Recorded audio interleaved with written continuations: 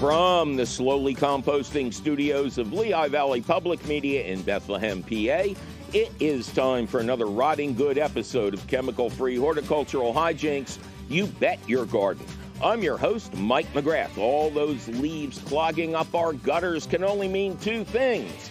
One, it's time to get out that ladder, and two, it's compost making time. On today's show, we'll answer your most common questions about turning fall leaves into garden gold.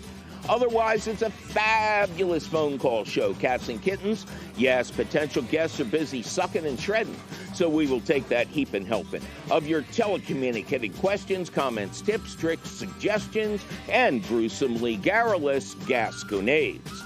So keep your eyes and or ears right here, true believers, because it's all coming up faster than you making free plant food. Right after this. Support for You Bet Your Garden is provided by the Espoma Company, offering a complete selection of natural organic plant foods and potting soils. More information about Espoma and the Espoma Natural Gardening Community can be found at espoma.com.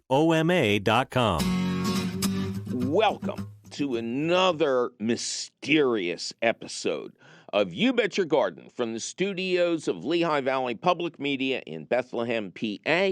I am your host, Mike McGrath. I've been studying William Shatner vocal impressions. Later on in the show, in the question of the week, we're going to answer all of your questions about compost, unless you have other ones. And that's it, right? Let's get to those fabulous phone calls. 888-492-9444. Liz, welcome to You Bet Your Garden. Thanks, Mike. I'm so excited to talk to you. We'll take care of that quick enough. How are you? I'm great. I'm a long-time fan. And where are you? I am in Northern Virginia, outside of D.C. Oh, okay. Northern Virginia. Excellent. You want to be more specific? Herndon, Virginia. Oh, I know Herndon. I believe I've appeared there many times. I bet, yeah. So, what's up, Liz? Okay, so I am sitting here looking out my now home office and very annoyed by these bagworms in my trees. Mm-hmm. And they're in high places where I can't get to them. The ones I could get to them, we cut those out. Mm-hmm. So my question to you was, I had purchased something a while ago. It's called BioAdvance Protect and Feed, and the idea was that it absorbs into the tree and I guess kills the bugs, but I didn't put it down in the spring because I didn't want to kill the cicadas. So my question is, would this be something that you would recommend, and would I put it down now or in the fall? I don't think I would recommend it. It sounds like a chemical weed and feed, despite the cute bio name.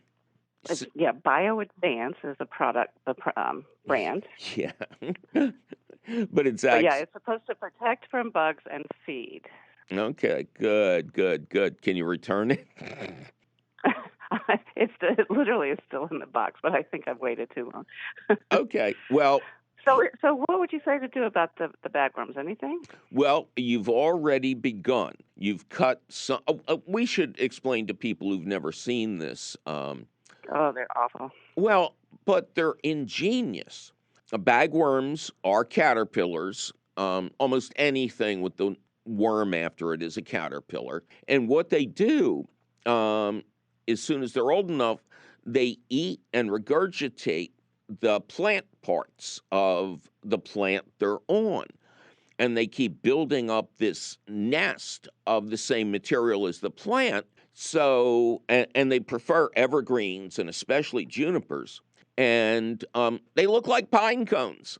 I think everybody who's had them thought the first year, they're just pine cones. It's funny where you live, because the first time I saw them in the wild, so to speak, was at the Dulles Convention Center. Okay. Not very close. Yeah, not far from you, not far from the airport. And I wasn't sure what they were. So I pulled off a bunch and took them inside and cut one open and, oh, little wormies. So I showed them to the people there. In Northern Virginia appears to be a hot spot because they had all seen them. Yeah, yeah. And they hang on the tree, and theoretically the string that they attach to the tree is as strong as a high test fishing line, and Wow. one of the advices is to cut beyond that to make sure it comes off the tree. So you prune off the bag hanger as well as the bag. And then, of course, you said you've already gotten the low-hanging fruit, right? Right. Well, Yeah, these are way, way high. There's no way to get up there. Oh, well, yes, there is, but you're not going to go up there. Yeah, insecticides in general are not very helpful here. But again, Okay. worm equals caterpillar. What's the old organic caterpillar that's been around, must be 100 years now? BT, Bacillus thuringiensis, the old original form of BT. If you spray it on a tree and caterpillars begin to eat the tree, their stomachs will stop working almost immediately, and then they will die. So you get yourself a pressure washer. You make sure it's nice and clean. You mix the BT with water as recommended in the tank, and ask your state extension office when the emergence time is. They'll all come out at the same time of year. So you get ahead of that by spraying it, say, a week before that, and then, 2 or 3 times, once a week, especially after a huge rainstorm, like the ones we've been gifted with so much lately.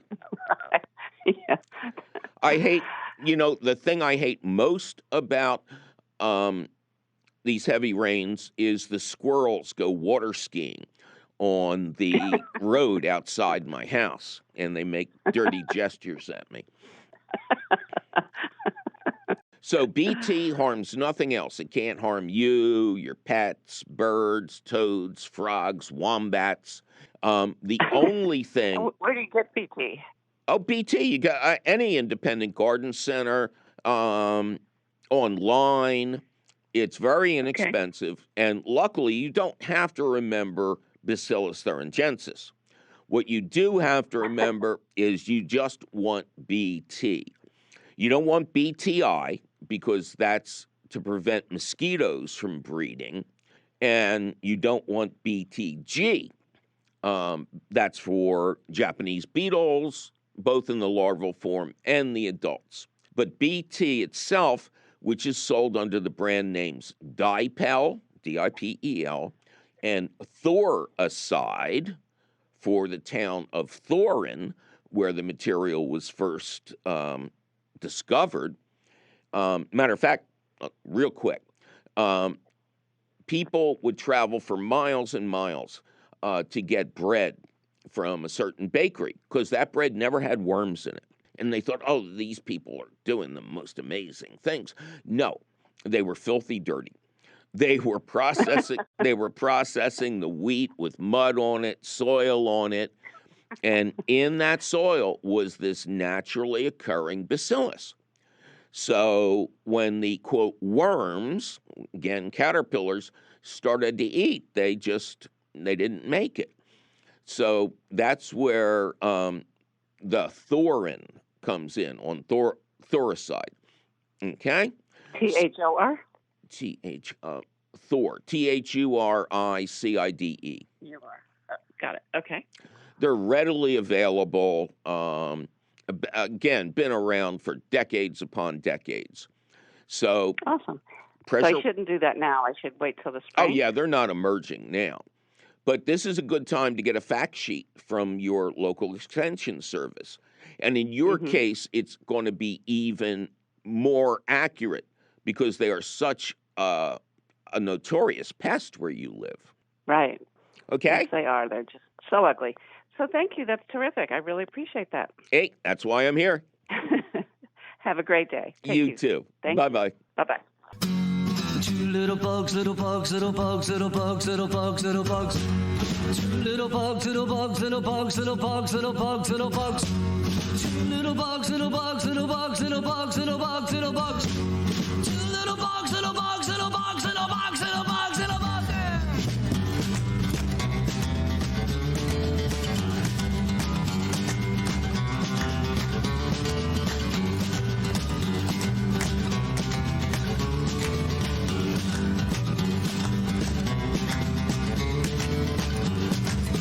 Little bug, little bug, little bug, little bug, little bug, little bug. One little bug, little bug, little bug, little bug, little bug, little bug.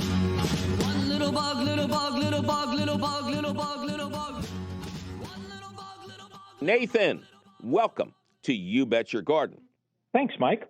Well, thank you. Are you good old reliable, Nathan? Yeah, Nathan Detroit. Yeah. Yeah, you know, the last person that told me that was my childhood dentist. So there aren't too many people who still remember all the characters. When I was in Catholic high school, all boys, I was urged by a friend of mine to work on the shows. We did a big musical every year. And I said, I was very awkward at the time. I didn't like the way I appeared. And I said, why? And he goes, the girls from Hallahan and Little Flower come in to play the female parts. And I went, we can meet girls? Whoa. And so I was the understudy for Nicely Nicely in Guys and Dolls.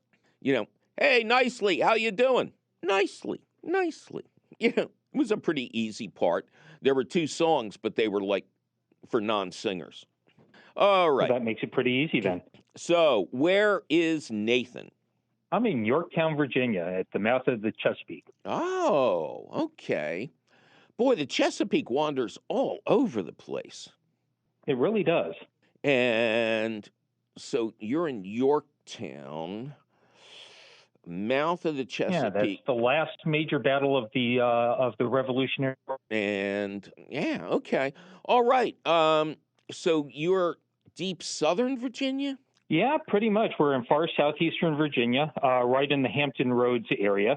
Hampton Roads doesn't refer to roads; it actually refers to the waterways. But yes, in far southeastern Virginia, Zone 8A. Hampton Roads. I have spent a week for the past 35 years renting a house in Sandbridge, which... Oh, that's a beautiful area. Oh, my God, it's so gorgeous. And every year we would make a trip to beautiful downtown Pungo. So, you know. They've got a great strawberry festival there every year. There's a military aviation museum not far from there where they have some vintage World War I and II planes. It's just absolutely, it's a gem. Most people never hear about it. They also fly Blackbirds and other stealth fighters over the beach in the summertime. Yeah, right out of Oceana. Yep. All right, man, what can we do for you in a beautiful part of, and I'm going to keep going, because as you go south from Sandbridge, you know, there's that giant refuge for wild birds. Yeah. And by the time you're out of the refuge, you're in the Carolinas. Yes, you are. It's you cannot go by car down on the very coast there, but you can go by foot. If you want solitude, that's the place to go. You used to be able to go by horse. You can still go by horse. Okay. You know, because they can outrun the mosquitoes. Only just. Yeah. All right, Nate, what can we do you for? Well, I've heard you talk a lot about the solution to weeds of a flamethrower. Yes. And I think it sounds great, but seeing as how most of the flamethrowers that I've seen, you know, are Saving Private Ryan style flamethrowers, I think that might be a little bit of overkill. Not for bamboo. So, oh, yeah. Well, yeah, you pretty much need that for bamboo. But I'm talking about regular garden variety weeds. So I'm wondering if there's a product or a style that you would recommend that would work better for households and not clearing out pillboxes. Absolutely. Burns-O-Matic, the people who make the little welding torches and stuff, introduced this concept with what they called the yard and garden torch. It uses a camp stove-sized propane bottle, the little one, and it's shaped like a shepherd's hook, and you screw the propane into the short end, and then there's an electronic ignition halfway down, and the flame comes out the long end. So not only do you get to take military revenge on your weeds, but you're standing up the whole time. Yeah, that's a lot better. Yeah. I'm not sure if Burns-O-Matic still makes it. I think they sold the rights to a couple of other companies. But if you go on that website named after that big river somewhere, you'll find a number of different types. And I recommend you stick with the shepherd's hook style. You'll find other ones that are really clumsy. But I have 3 of them, and they're just fabulous.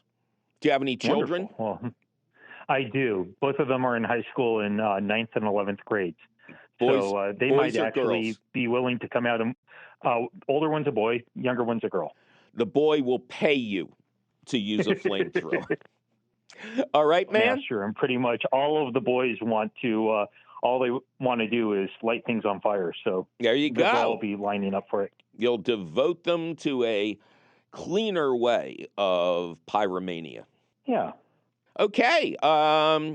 Listen, I'll drop by next time I'm in Sandbridge. We'll go to Blue Pete's. Mike, you really should. I'd love to show you around this area. Oh, you don't need to show me around. I love it. Okay. It's absolutely beautiful. Or I'll meet you down at the Baja. Well, maybe I'll take you into my beehives with me and show you what life as a beekeeper in southeastern Virginia is like. It should be good. All right, yeah. Nate. Okay. Thanks a lot, Mike. My pleasure. Thank you, sir. Bye-bye. All right. Bye now. Well, it's time for me to take a little break and announce that Horticultural Quizzo at the PHS Pop-Up Garden is back. This Tuesday, September 28th from 6 to 8 p.m. at the Pop-Up Garden at Broad and South Streets in Philadelphia. This wonderful event has been preempted the last couple of years by COVID, but we're back with the funniest Quizzo host on South Street, me. The pop-up garden is enjoying itself with lots to see, eat, and drink. Come with a group of friends to form your own team or make friends at the site and form a wild card group. It's all safely outdoors, and yes, we do expect you all to wear a mask, but we'll give bonus points for the best masks. That's Tuesday, September 28th from 6 to 8 p.m. at Broad and South Streets in Philadelphia.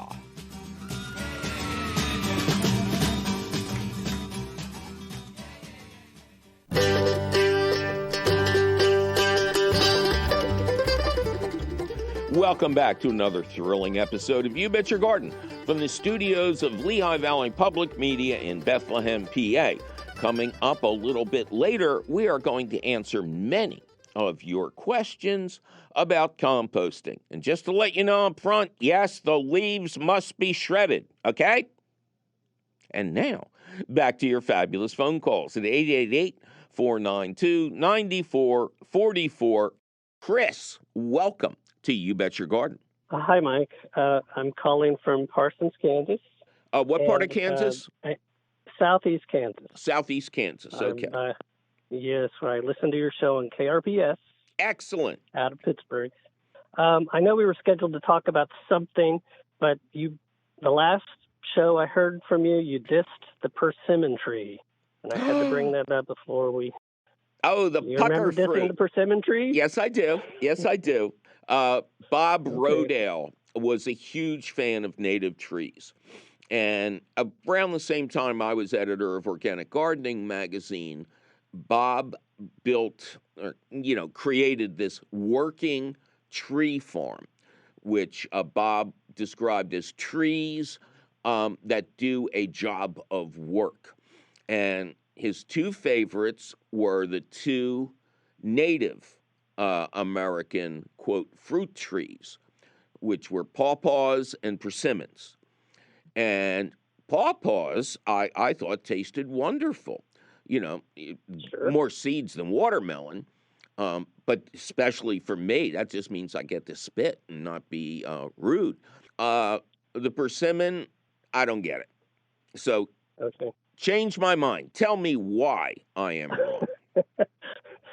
Well, it is a native tree. I think as a fruit, it might be more apt as an American fruit than the pawpaw. I mean, the pawpaw, as delicious as it is, it's sort of a tropical taste in a temperate climate. Yes. Whereas the persimmon, American character, it's probably inedible unless it's ripe.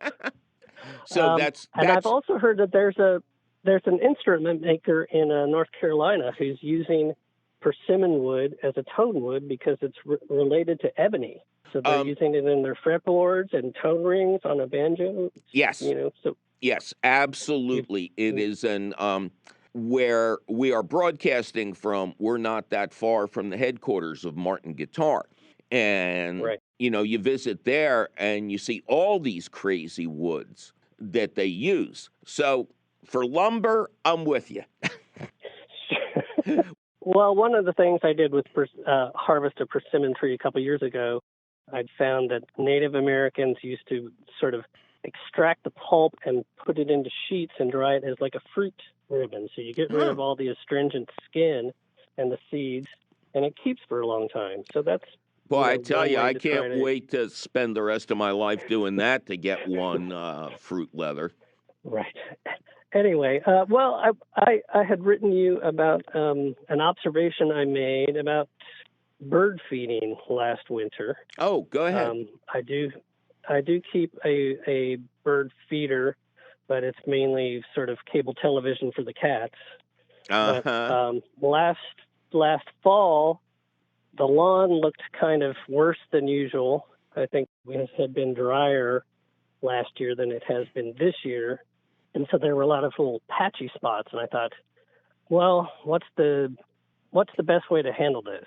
And I thought, well, I can just stop mowing and let the grass go to seed, and then it'll seed itself. So, less mowing, no seed to mess with. And then, so I tried it.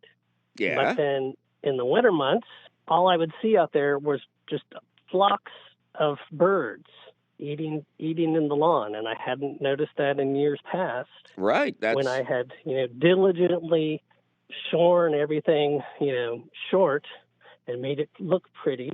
So I think I was feeding the birds by letting the grass grow. Okay. So I have a couple I'm waiting for other opinions. I got a couple of comments for you. What percentage of the feed was sunflower seeds? Oh, in my feeder or out in the... No, in the lawn, I didn't put anything. I was just letting the grass go to seed. What percentage of the feeder was sunflower seeds? I would say 5%. Not a lot of sunflower seeds. No. It's the bargain basement seed. Oh, God. First of all, you shouldn't be feeding that... Oh, boy. Yeah, I'd love to say it, but I like working on public radio. You shouldn't be feeding birds that junk because it fills them up without having the nutrition. Now, if you've been... It had millet and radish seeds, I think. Radish? God, there must have been a sale. Oh, maybe it's Milo. Oh, yeah, sure. Maybe it's Milo. I know him. Okay. Anyway, cheap seed is not good for birds. The only thing that's worse is stale bread. That image of people throwing bread out and the birds eating it because they get filled up, but there's no nutrition in it for them. So that's a bird killer. As are bird feeders in general. We've had a situation, for a while now, people are saying it's over, where the birds were getting infected by just congregating too much and too much bird poop. Right. And they were getting these horrible distortions of their eyes and going blind. My advocacy for bird feed, which the Humane Society is also begging people to do, is do not feed birds in the spring or the summer. They might lose the ability to find wild food, and there's plenty of wild food out there. Birds were doing great before we started setting up feeders. So, I know people... I know people like to watch, but again, we're trying to control nature. We're trying to dominate nature. Nothing good ever comes of that. In the spring and summer, when sometimes water is scarce, bird baths are great. And in the winter, I'm totally in favor of hanging suet feeders. Right. Because the winter birds that don't migrate, they can use all the help they can. But you actually did an example of kind of citizen science. And yes, they were feeding off the seed heads of the various grasses that were coming up. And I'm totally in favor of that because that's what I want birds to do in the spring and summer is find seed. Actually, I want them to find a lot of bugs too. But the only issues I have with what you're doing is number one, you realize that's a tick farm in there. It's a what? Tick farm, Tick. The guys who like to give you lemon lime disease. Oh, yeah. And it is also a hiding place for mice, rats, and voles. So there are downsides to it. Right. I mean, this grass doesn't get that high before it starts to put out the seed. So probably around, sometime this month last year is when I stopped mowing, and more or less all the energy that the lawn had left to do was to put out seed. So it really wasn't, as tall as a tick forest might be. Well, can you clarify something about the recommendations about feeding? Because you said the Humane Society was only saying not to feed them in the spring and summer, which I don't. Right. Or fall, but only to feed. You're saying to only feed them in the winter and only feed them suet, and the Humane Society is saying the same thing? Yes, because suet is incredibly high energy. And, all-season birds like the little chickadees, which are tremendous pest-controlling birds, they need those extra calories, the extra fat, and they're not spilling seed. Spilled seed can be a great attractor of mice and rats and voles. Why wouldn't they come? It also causes squirrel problems. Evil squirrels will I like squirrels. Okay, we're done. My only problem, we're done. We're a little short this week, folks. I offered the birds suet last year, and the only creature I saw eating the suet was a possum, and they loved it, of course. You're a weird guy. Southeast Kansas is a strange place. I'm hearing that. Can you get to Wichita or something? Don't wish that on your worst enemy. Teresa, how do these calls get through? We got a squirrel lover in here. All right, listen, we're out of time for real, and I got to go, but that's the news, okay? Okay, thank you. Thanks, Chris. Brianna, welcome to You Bet Your Garden. Thanks, Mike, for having me. Well, thank you for being had, Brianna. Where are you? I am in Oklahoma City, Oklahoma. You know that's one of my favorite places. When I visit there, I'm lucky to get out alive in a good way. All right, what can we do you for? So a few years ago, my husband built a wonderful raised bed for me, following the Mike McGrath rules of raised bed. I hope so. Creation. Yeah. And it's been wonderful. I am basically able to grow greens nearly year-round. I've got some strawberries in there, and I had just planted some fall carrots. And so while watering these young seedlings the other day, I noticed that there were ants just piling out of the sides of this raised bed. Yeah, they're not used to Um, water in Oklahoma. yeah. Well, so What I is haven't had any this? problems What over the is last this few stuff? years. I'm getting wet. Yeah, we were having really hot weather and I was giving everything a really good soak. So these guys started pouring out and, we have a ton of ants on our property. I don't have a problem with ants, but I don't really want them living in my raised bed. I hear you. Now, So I'm hoping you have some tips to get these guys to move on. these aren't fire ants. No, these are just regular brown yard ants. Yeah, I don't fine. really know I what they're mean, exactly there's called. only like 18,000 species of ants, so, you're forgiven.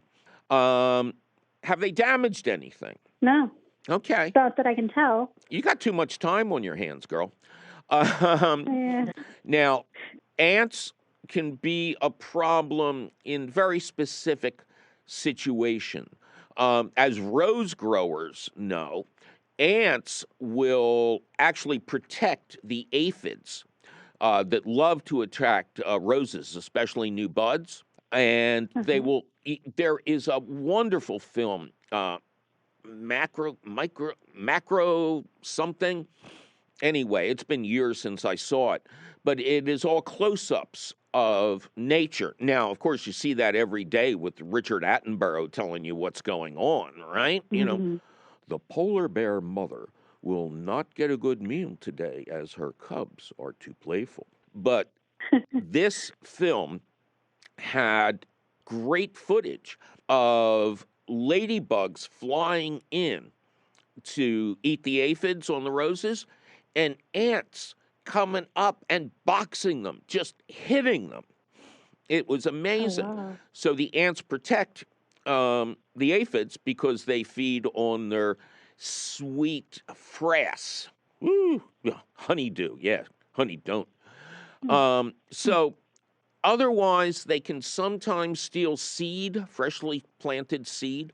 But if they're not bothering the strawberries, I would say you don't have a problem. Ants aerate the soil. They eat smaller parasites and things underground. And if you don't, now I would expect them to be on the strawberries if there was injury to the strawberries. If one had a lesion or something, I would expect them to then feed on the damaged strawberry. But it's unlikely that they're going to go after a good one. So when people report that ants ate their fill in the blank, I say the fruit was probably already damaged and they're just taking advantage. So I personally would not worry about it, but that's my attitude towards a lot of things in life, and I'm generally paying my bills late because of it. If you want to get rid of them in the best possible way, safest, you need to go out and find ant traps or ant bait whose active ingredient is boric acid. Boric acid is unique in that worker ants will feed, and it comes in a sweetened form, so the ants are attracted to it. So the worker ants will take this sweet stuff back to the nest and feed it to the queen. Nothing happens for like the first 5 days. But on day 7, say, the first worker ant to find this stuff goes, I don't feel so good.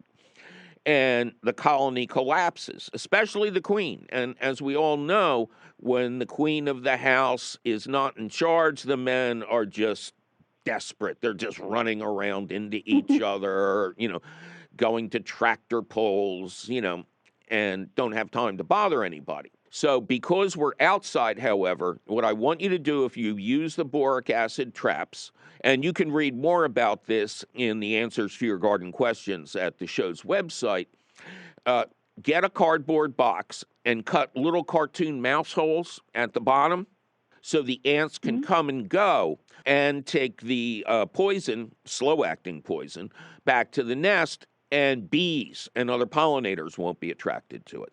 Okay. That was my concern. Okay. So first, there's nothing wrong, and second, here's how to get rid of it. Okay. How would I be able to tell if would they damage? So I would just look for damage on the actual crops if they were. Leafcutter ants would probably go after your lettuce, but yeah, I don't think you have those. And again, ants don't really damage crops. If anything, again, if you see ants on something, it was pre-damaged by evil squirrels or something like that. Okay. All right. Wonderful. Thank you so much. Oh, my pleasure. Say hi to all my friends there. I'll be back when all this is over. Will do. Wonderful. Thank you. Thank you. Bye-bye. Bye-bye. Well, it's time for me to take a little break and announce that Horticultural Quizzo at the PHS Pop-Up Garden is back. This Tuesday, September 28th from 6 to 8 p.m. at the Pop-Up Garden at Broad and South Streets in Philadelphia. This wonderful event has been preempted the last couple of years by COVID, but we're back with the funniest Quizzo host on South Street, me. The pop-up garden is enjoying itself with lots to see, eat, and drink. Come with a group of friends to form your own team or make friends at the site and form a wild card group. It's all safely outdoors, and yes, we do expect you all to wear a mask, but we'll give bonus points for the best masks. That's Tuesday, September 28th from 6 to 8 p.m. at Broad and South Streets in Philadelphia. Support for You Bet Your Garden is provided by the Espoma Company, offering a complete selection of natural organic plant foods and potting soils. More information about Espoma and the Espoma Natural Gardening Community can be found at espoma.com.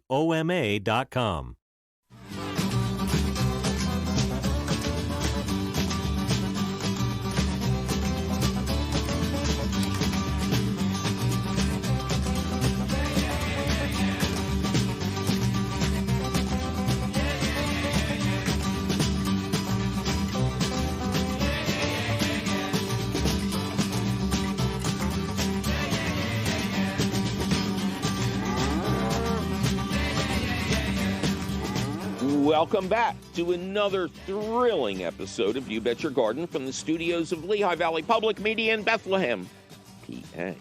I am your host, Mike McGrath, and we're in the stretch now, cats and kittens. In just a little bit, we'll answer lots of your questions about compost. And yes, the leaves must be shredded, okay? They must be. That's all.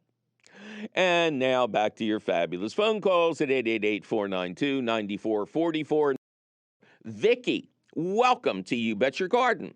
Hey, Mike, how you doing? I am just ducky. Thanks for asking. How is Vicki? Vicky's doing pretty good. It's a little warm now in eastern North Carolina. Okay. We had a nice pre-fall last week, but it's gotten hot again. Same thing here in Pennsylvania. It's above 90 outside right now. Yeah. And eastern North Carolina, how far are you from the water? As the crow flies, probably about 90 miles. Oh, that's no fun. Yeah. All right, what can we do for Vicki in the Carolinas? Well, the last 2 summers, I have not been able to get my tomatoes to produce. Okay. And this summer, I had 2 other neighbors that couldn't get them to produce either. Mm-hmm. And I just wonder, has it gotten too hot for tomatoes in eastern North Carolina? How did the leaves look? They look good. I'm familiar with tomato wilt, and they did not get that tomato wilt at all. Okay, good. There's you have 350 tomato diseases, so, Oh, really? Yeah, but if the leaves are green and healthy, then the issue is heat stress. Anytime the temperature climbs above 92, 93 degrees Fahrenheit, the pollen on the tomato flowers fries and cannot produce fruit. So there's a couple ways to respond to this. When do you typically put your tomatoes out? Well, usually by Good Friday. After Good Friday. Okay. Do they So that could be anywhere from the middle of March to the middle of April. Yeah, I know. That's a wild one. Do you buy plants? Do you raise your own? Yeah, no, I buy plants. And where do you get them? Usually from the big box stores. Okay, well, you got to... Some I get from an independent farmer. Yes. It's a mixture of both. Yeah, well, you got to get away from the big box stores because they sell the same tomatoes everywhere in the country, whereby a local independent garden center or a farmer will already have varieties that are somewhat heat resistant. So I want you to do two things. First, I want you to go, do I hear a dog? Yeah, my dog is wanting to come in. And what kind of dog? She's a golden retriever. Oh, my goodness, he'll never stop. Yeah. All right, what's his name? Zoe. Joey? Zoe. Zoe? Like Zoe Bowie? Yeah, Zoey. Okay, all right. This call gets weirder every second, Vicki. Okay, so the first thing I want you to do is go on the internet and look up heat-resistant varieties. And they're probably not going to be what you're used to growing, but these ones that are actually bred for southern climates can take an extra 5, maybe even 7 degrees of heat and still pollinate. So you want to be limiting yourself to those varieties, and you don't have to buy them from the online supplier, but write all the names down. Right, okay. And then those are the ones you're going to be looking for. In addition, is there any spot you can plant them that gets afternoon shade? Yeah, I have a raised three raised beds in the backyard that get afternoon sun. No, I said afternoon shade. That's what I meant, afternoon shade, yeah. Okay. They get morning sun and afternoon shade. That is perfect for your region. So look up heat-resistant varieties. I'm just going to throw something out there. There is a catalog called Totally Tomatoes, and I think they have a whole big heat-resistant section. And in terms of other catalogs, you want to be looking at Park Seed as opposed to Burpee, just because of where you are. You want to be buying Southern. And if you buy heat-resistant varieties bred for the South, they get some afternoon sun, then you can embarrass your neighbors next season. Okay. All right? Okay, great. Thank you so much, Mike. My pleasure, Vicki. You take care. You take care, too. Bye-bye. Bye. All right, it is inevitable. It also always happens. It's time for the question of the week, which we're calling Questions About Compost. Lily in Milwaukee writes, why does my compost bucket smell so putrid? I added some soil and now it smells even worse. I don't have a real compost bin, so I use a 5-gallon bucket with a tightly fitted lid. Oh, dear. This is one of the biggest rookie mistakes in the wonderful world of composting. Kitchen waste alone does not make good compost. It just makes a stinky, putrid mess. If you wish to recycle your kitchen waste outdoors, you need a professionally made compost bin that has a tightly locking lid to exclude vermin like raccoons. And you need the bulk of the raw ingredients to consist of, quote, well-shredded dry browns like shredded leaves. And yes, the leaves must be shredded. Stop asking me. Thank you. Or you can recycle your kitchen waste indoors with a worm bin. Specialized worms, known as red wigglers, the Cadillac of worms, will turn that kitchen waste into fabulous fertilizer known as worm castings. I recommend using a professionally made bin and adding a good amount of shredded black and white newsprint, which is the essential bedding the worms require, to cover the garbage. And yes, the newsprint must be shredded too. Stop asking me. Hey! Frank in Cherry Hill writes, I found a bag of organic tomato and vegetable food in my garage from last year. It has a distinct smell of ammonia. Oh, I love these kids. I still use it in the garden. If not, can I put it in my compost tumbler with shredded leaves? No to the garden, but yes to the composter, Frank. In the earliest days of composting, farmers were urged to add chemical fertilizers to their compost piles because the experts were dubious that a finished product that looked like soil could feed plants.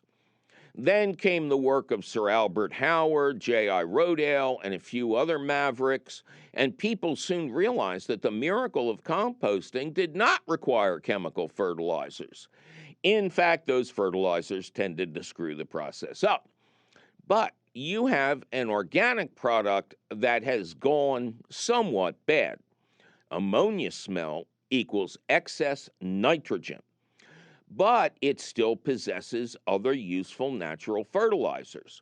You can either mix it into a big open pile of shredded fall leaves or use your tumbler. For best results, a tumbler should be completely filled with raw ingredients, mostly shredded fall leaves, and yes, they must be shredded. The voices in my head. And it should be tumbled until done. This is a process known as the batch method. Continually adding more material to the mix just slows the process down. You can even add that old organic fertilizer to an existing batch of half-done material as long as you add more shredded leaves, and yes, they must be shredded, to the mix and continue to tumble or turn for a while. Pete in Wilmington, Delaware writes, I just read your book on compost. I found it concise and very helpful. I have a few questions I thought you might be able to answer. Why would someone not use 100% compost as the soil in the garden? Well, when I started out, my beds were half compost and half native soil that I had raked up to help form the beds, and that worked great. Over the years, I followed my own advice to simply add a fresh 2 inches of compost to the beds every spring, and that worked great at first. But over the course of decades, I found that the beds were getting, for lack of a better word, heavy, and that's when I entered into an intense relationship with perlite that continues to this day. Perlite, a natural mined volcanic glass that gets popped into little white ball-like structures in giant ovens, greatly improves drainage by providing little spaces throughout your soil that allow for the passage of air and water. Perlite's structure of little cracks and crevices also holds water during wet times and releases that moisture slowly as the soil dries out. That precious perlite is a godsend at improving drainage in areas that typically have lots of rain, like my Pennsylvania and Petey's Delaware.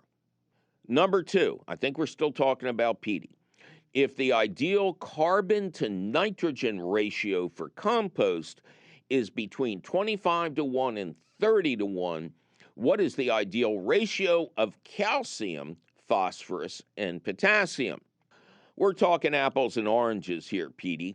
The CN, carbon to nitrogen ratio, that makes the best compost and makes it the fastest is indeed 25 to 30 parts of dry brown carbonaceous material, like shredded fall leaves, to every single part of wet green nitrogen-rich material like spent coffee grounds, horse or poultry manure, or kitchen waste.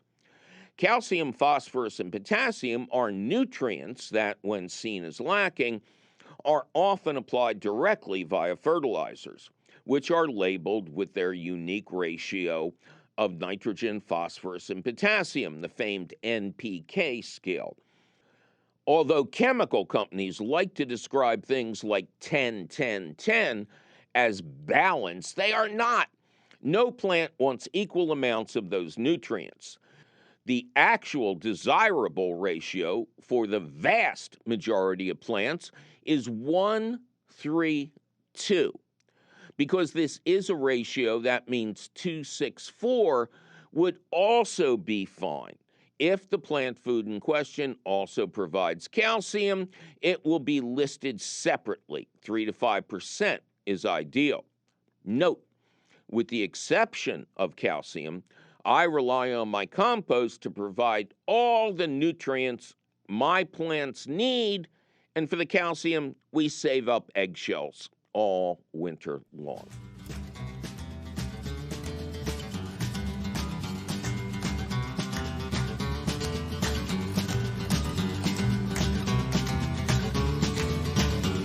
Well, that sure was some good information about composting correctly. Now, wasn't it?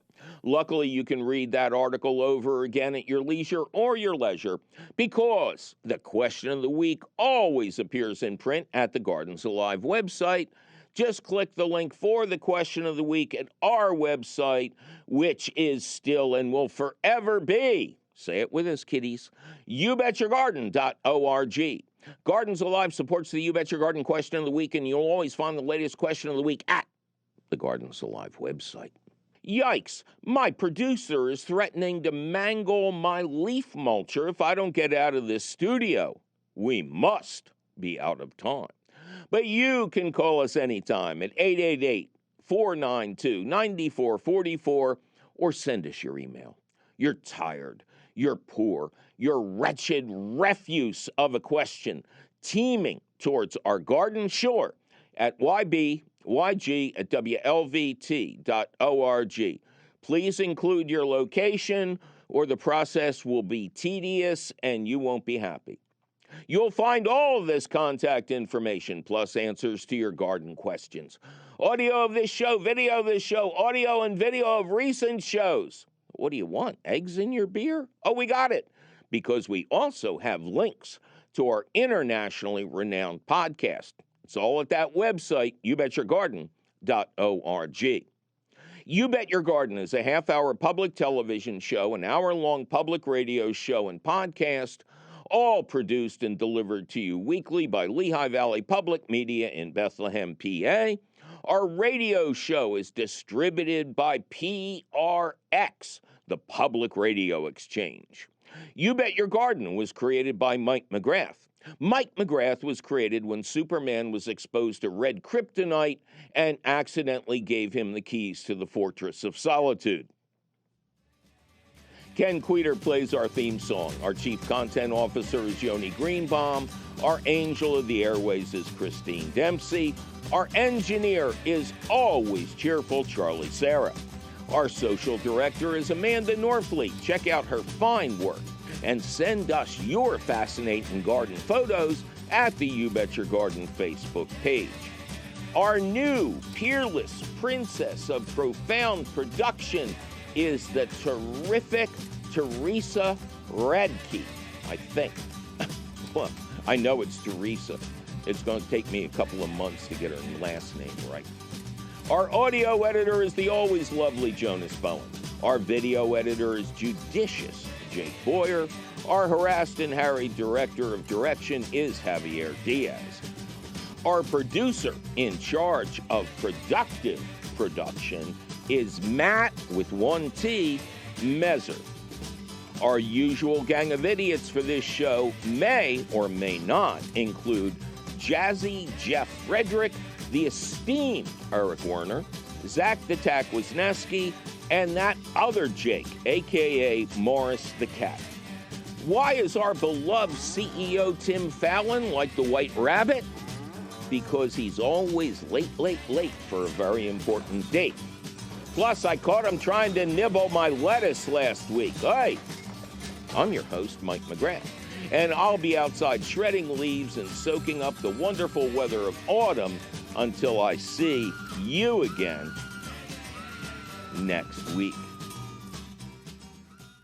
Support for You Bet Your Garden is provided by the Espoma Company, offering a complete selection of natural organic plant foods and potting soils. More information about Espoma and the Espoma Natural Gardening Community can be found at espoma.com. The leaves are falling, the garlic is planted, the lettuce is growing, and if you're lucky, the tomato plants are finally dead. I'm Mike McGrath, and on the next thrilling episode of You Bet Your Garden, we might just talk about monarchs. Maybe. Plus your fabulous phone calls. That's on the next You Bet Your Garden.